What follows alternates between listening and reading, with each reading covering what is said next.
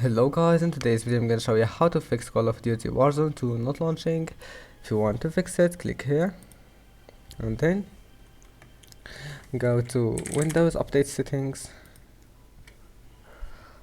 Check for updates, make sure you have the latest updates, all the updates that you can find.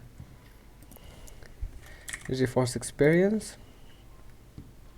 If you can't find it, just download it from any browser and then go to drivers and update your driver, your GPU driver, and that's it.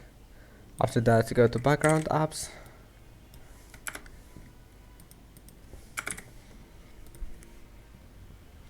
turn off this option and to turn off all those applications, and after that restart your PC and your problem must be fixed. See you in the next video.